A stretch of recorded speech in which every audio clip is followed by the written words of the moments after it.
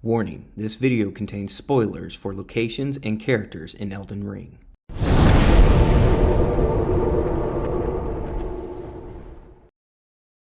At the release of this video, Elden Ring has been out for almost 2 months now, and barring the graphical issues on the PC, it is widely considered one of the greatest games of all time by gamers all over... Oh wow, maybe not.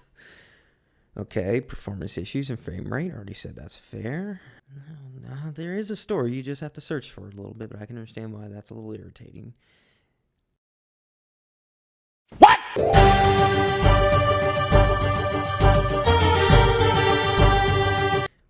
Wait, horrible graphics? Are we actually talking about the same game?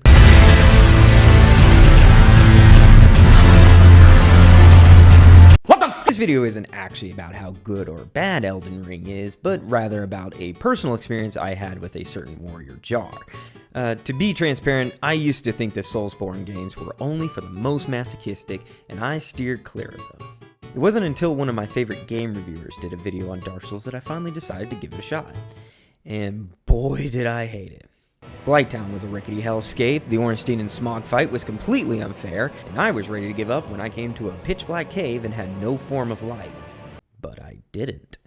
And I eventually beat the game, and its DLC, and every other Dark Souls game to come out since, and lo and behold, I had become one of those masochistic fanboys. Now, fast forward to March 9th, 2022. I decided to stream myself fighting the first major boss of Elden Ring, Margit the Fell, opting out of using player summons or spirits to help me in the fight.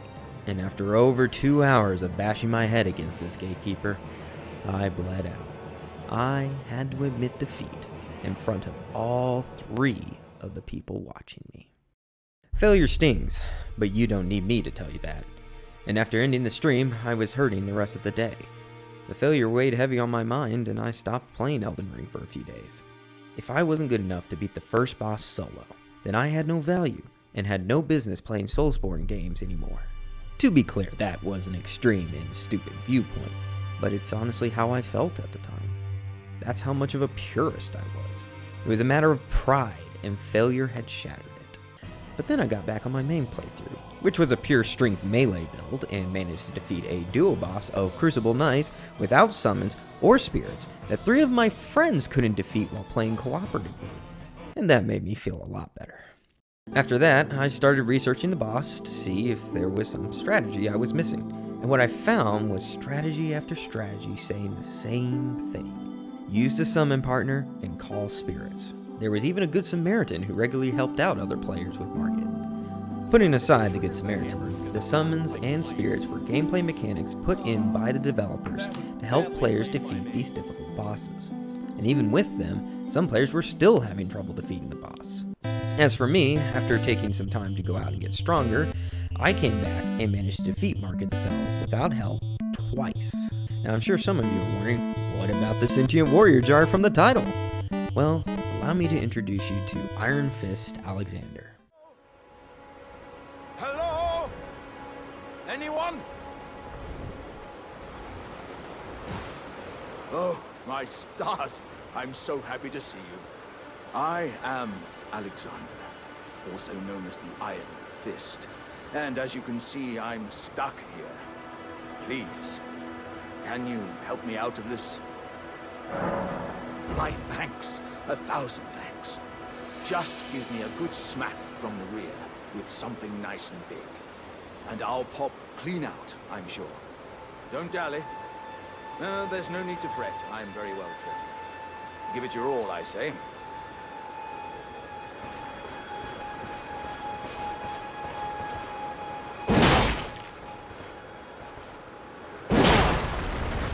Ah. Well played, good lady. Well played.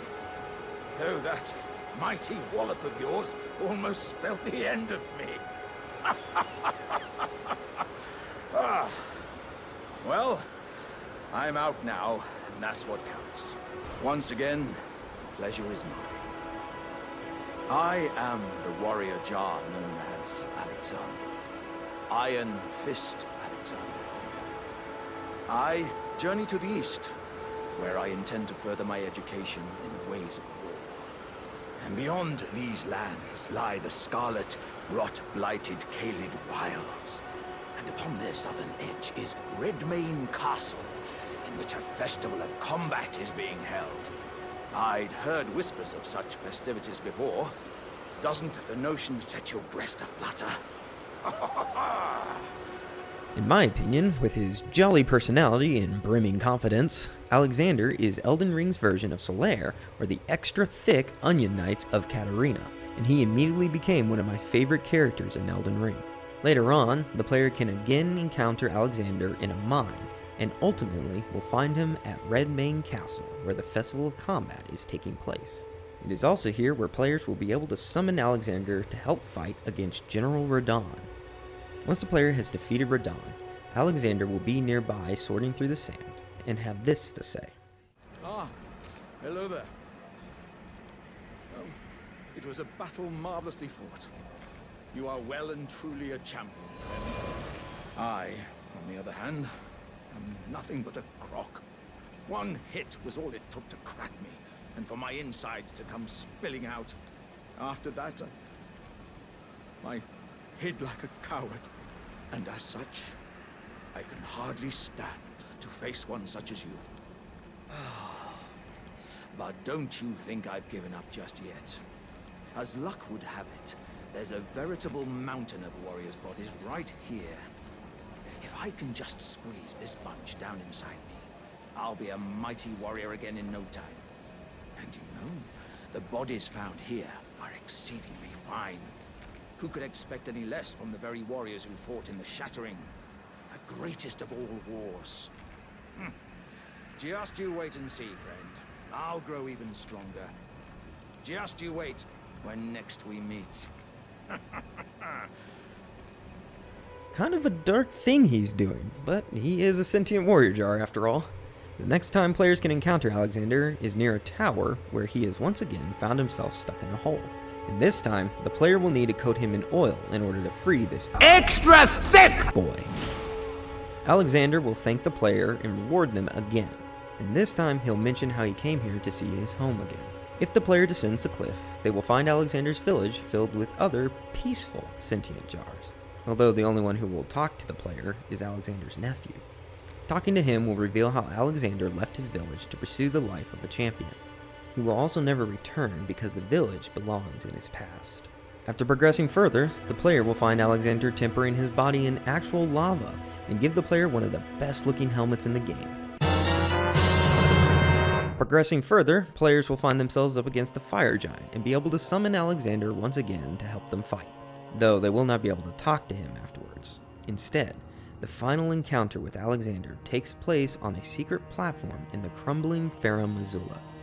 And this fight is the hardest boss in all of Elden Ring. That aside, I can't believe you felled that giant. It was practically a god. I doubt there's another soul out there who could have done the same. Of course, I count myself, the great Alexander, among many, which means I've but one thing to ask of you. Would you kindly undertake my ordeal? Come and tell me when you're ready. I've been longing to fight a warrior as accomplished as you. You are ready then, I take it? Then let us begin.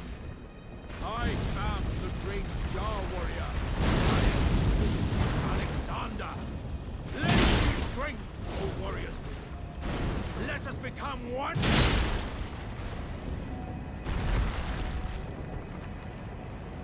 As I suspected, victory was impossible. This vessel was found lacking. In this fight, the player finally gets to experience what it's like to be a Dark Souls boss and break someone. My thanks. I knew you were the stuff of champions. It was a marvelous battle. I implore you, take what I bequeath from inside me. All vessels are destined to one day break. But the great Alexander lived as a warrior to his last.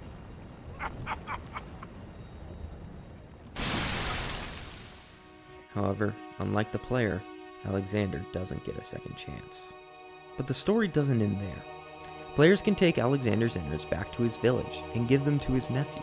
Upon receiving them, he will say it's time for him to become a warrior like his uncle. Alexander is not the hardest boss due to sheer strength or difficult mechanics. No, Alexander is the hardest boss to defeat because of what he represents. His entire life, he wanted to become a champion, yet he was constantly met with failure, and in the end, the only way he felt he could truly call himself a champion was to defeat us, the strongest fighter he ever knew. But it was a useless effort. Alexander set his personal standards so high that it could only result in his death. It is a common theme in the Soulsborne franchise for character questlines to have melancholy or tragic ends.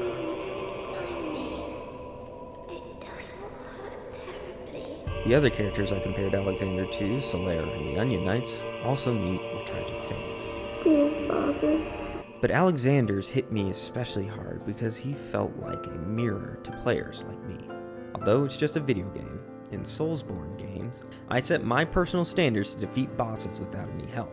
And while I didn't kill myself over failing to beat Margit, I did let the failure weigh on me a bit too much. First of all, why did I set that standard for myself? Well, when it comes to the Soulsborne games, I just love that feeling of beating a boss without any help. The silly thing is, I knew I could beat that boss without any help, and I did. What's even sillier is I've actually managed to defeat most bosses in Elden Ring without any help, so I knew I could do it. And even sillier still, there are people who have defeated the hardest bosses caveman style. Man, forget that. The problem was I was letting my failure blind me, and that's usually all it takes. A single failure to turn our lives upside down and make us believe we have no worth. Alexander was a jar full of confidence and traveled all the way from his village to a castle in a desolate wasteland to do battle with a giant monster when other fighters ran away before they even got close. Patches, you Was Alexander the strongest fighter in the land? No. He failed to take a hit from a monster without being broken. But his courage and tenacity did inspire his nephew and was one of the most beloved characters in the game, besides Best Girl. Despite his failures, Alexander could have grown stronger and stronger as he did throughout the game. But in the end, he set his standard too high and he met with a cruel fate. How many times do we do that? I may have been using an example from a video game, but how often do we compare ourselves to other ridiculous standards? Why can't I be as athletic as LeBron James? Why can't I be prolific as Stephen King? Why can't I be as breathtaking as Keanu Reeves? Why can't I be like my father?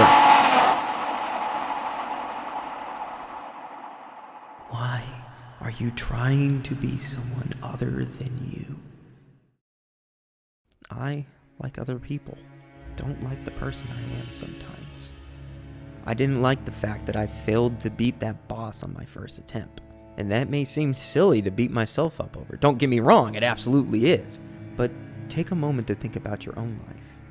Think about the failures you take hard in your life. The truth is, beating ourselves up over failures is silly.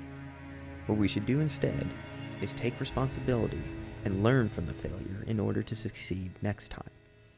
Alexander was a warrior jar, a champion in his own eyes, and he set his standard to be stronger than the player, even though he, as a jar, could never be the same. But as a warrior jar, the dude was incredible. I mean, just look at this guy. A sentient jar just went 20 feet in the air, wreathed in fire, and he was a dear friend. Yet one failure smeared his identity, and he could never forgive himself.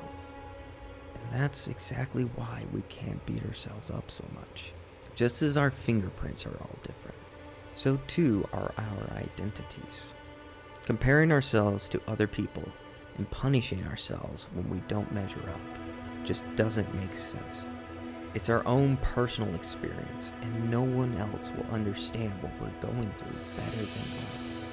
And let me be clear, I am not saying we should never set standards for ourselves and just be satisfied with who we are now. Not at all. That's not growth, that's stagnation. What I'm saying is the standards we set should be realistic to our individual selves, instead of being depressed that we can't be like other people. When I compare myself to the most revered of the world, I am a catalog of failures. And that's because what is arguably my greatest failure is having a twisted self-perception. I've heard it said many times by wise people, don't compare yourself to other people. Be better than who you were yesterday. A common misconception is failure is a result of inadequacy. In actuality, failure is not the result of inadequacy. It is part of the process of overcoming it. So how do we deal with failure until we succeed? We don't give up. Everyone experiences failure, and that's why no failure should ever be final like Alexander's was. As long as we don't give up, there's always a chance for success. No one has ever beaten Dark Souls by not playing it, but it's easier to give up when we choose to punish ourselves instead of forgiving ourselves, learning from our mistakes, and trying again. That's growth, and that's why I wanted to make this video. This isn't so much an examination of a video game as it is a reminder for myself and others like me that we are all different. That's why it's important not to place ridiculous standards, but instead take it one day at a time, continually moving forward. When it feels like we're sliding backwards, we forgive ourselves, laugh it off, and pick ourselves back up, and start moving forward again to become a better us. That's one of the ways we build that mad flame inside of us. Oh no! Where did that come from? Thanks for watching. This video took a while to make because I kept going back and forth on whether or not I wanted to make it. Exposing my failures and talking about them, especially with how silly it is tough. And since this was a serious video, I wanted to take my time and make sure I was saying the right things. And I know there'll be people out there who will disagree or have different perspectives on this, and that's okay. Like I said, this video was more for my own benefit and people struggling like I am. I also sat around trying to come up with some inspiring quote to end this with, but now that I'm thinking about it, that would just simply defeat the point of this video if I have someone else try to inspire you. So I'll simply end by saying if there's just one of you out there struggling like me and this video helped you, then I have done my job. And I know it will. So I'm going to go reward myself with some ice cream, and you should too, because you deserve it. See you next time.